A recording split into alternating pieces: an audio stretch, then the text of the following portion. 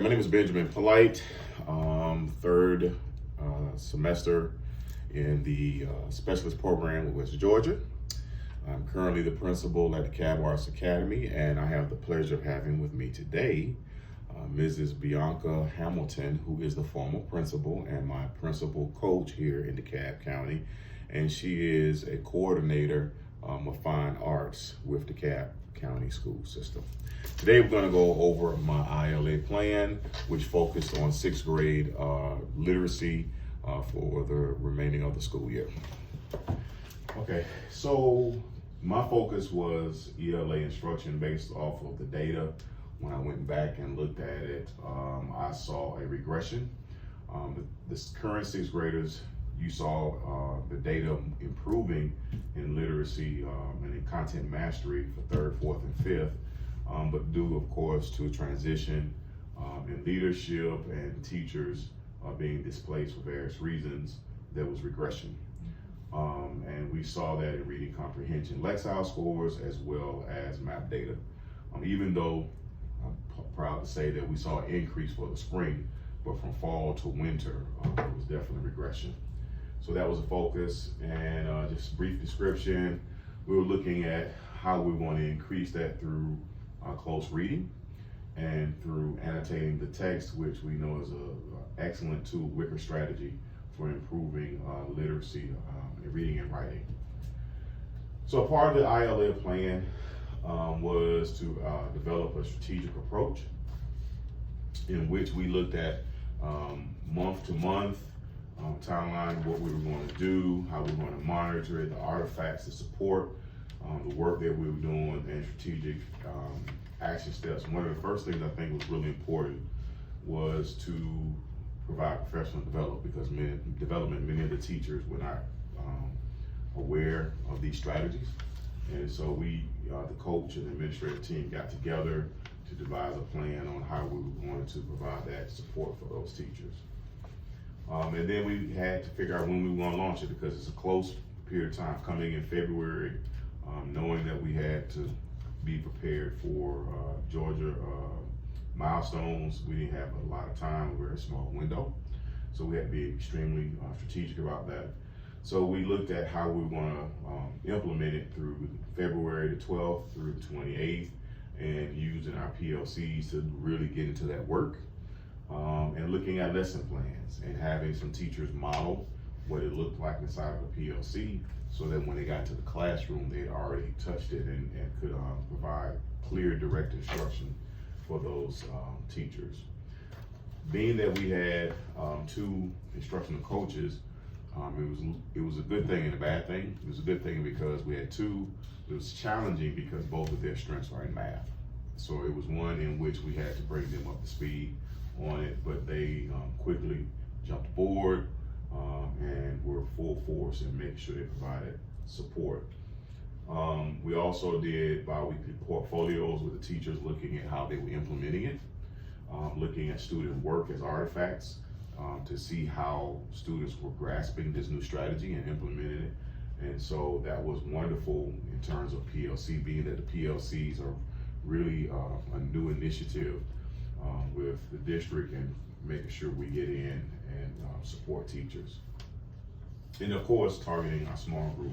I think this was really, really good, because even though we look at the data, the main thing is what do we do with the data, how do we respond to it? So inside the PLCs, we were really looking at district data, benchmark data, and we were looking at formative assessments within inside the classroom, along with student samples to figure out how we could give targeted instruction.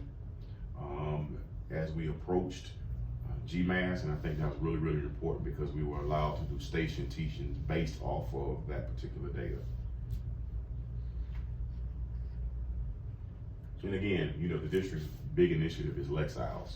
I think having them, this is the first district I've ever been in where they want every kid to know their Lexile number and know why they needed to know it.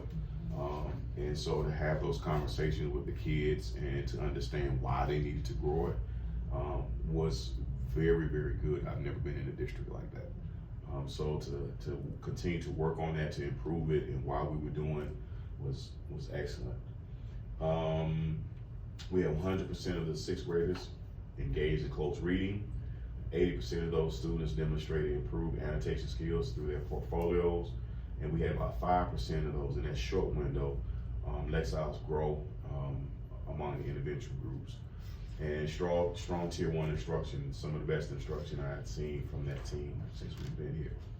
So one of the things, as you know, let me just say this to everybody. So when Ms. Hamilton was the principal here, like, the scores were off the chart. So while I'm happy to be the principal here, we blame some of this on her because she left. So I think one of the main things is that everybody understanding the school that reading happens across the board. And so the plan included making sure that all content teachers know about the close reading strategy and annotating the text. So we definitely had to have professional development for them. And then what did it look like across contents? Because it's a little bit different from math, where the reading is not as you would be as in science or social studies. With social studies and ELA kind of go together. So doing database questions and things of that nature was really cool for them. And then for math, it was like close reading from word problems. Most kids don't like word problems, but when they started annotating it, then they started picking out what is this question asking me to do. So that was very good.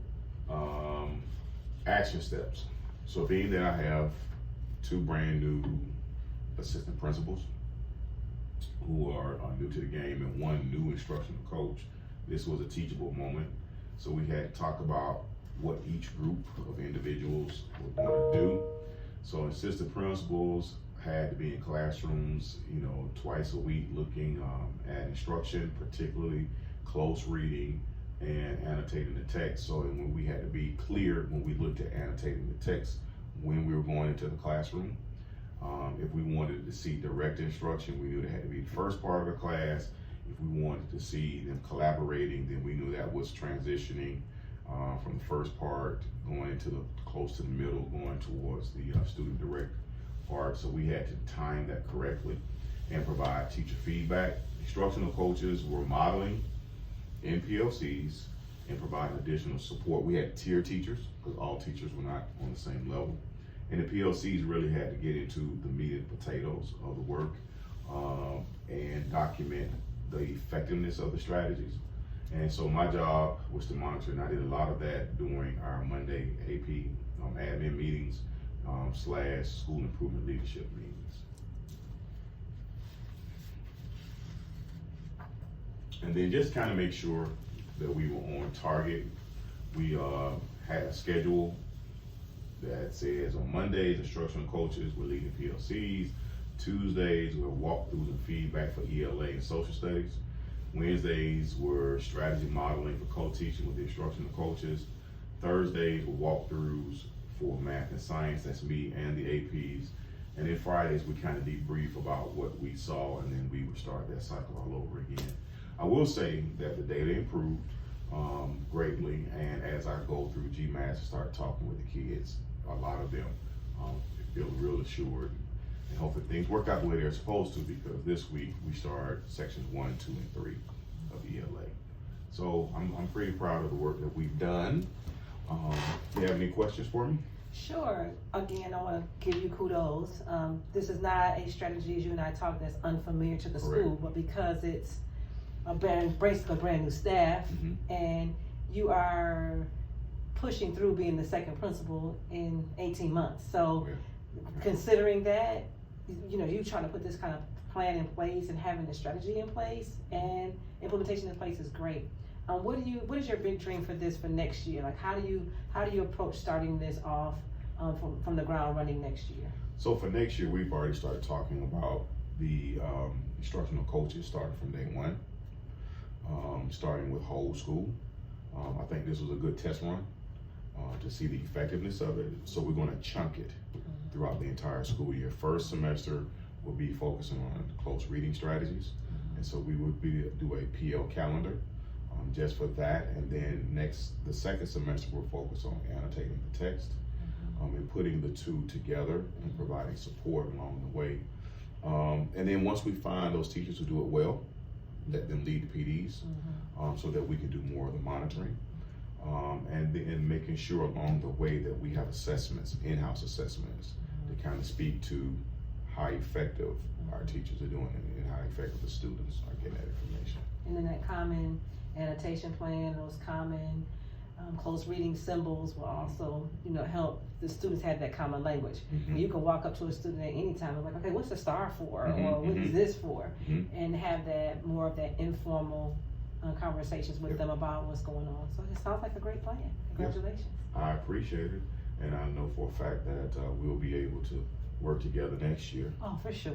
I'm on speed dial. I appreciate it. No problem.